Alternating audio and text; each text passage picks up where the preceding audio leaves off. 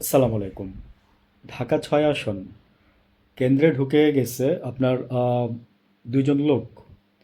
কিছুক্ষণ আগে আপনার মিডিয়াতে দেখলাম।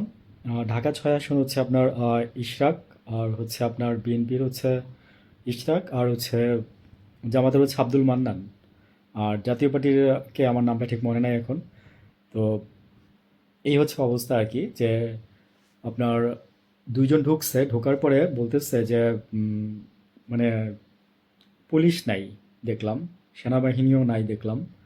দেখলাম যে প্রিজাইডিং অফিসার আছে, একজন সহকারী প্রিজাইডিং অফিসার। আর আর হচ্ছে ২ জন লোক ওই দিক থেকে আপনার ওই বলতেছে যে এইভাবে মাফ করে দেন, মাফ করে দেন, বেরোয় যাচ্ছি।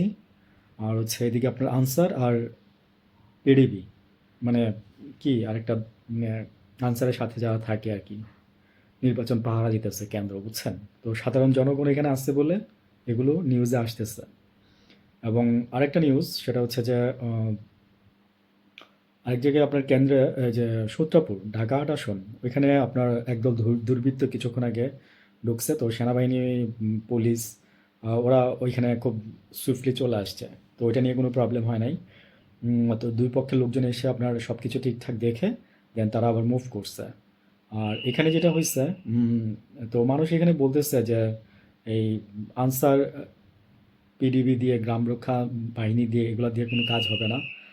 পুলিশ আর সেনাবাহিনী কোথায়? ঢাকা ৬ আসনই তো।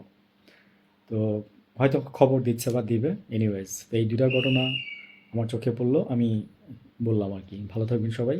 আসসালামু আলাইকুম।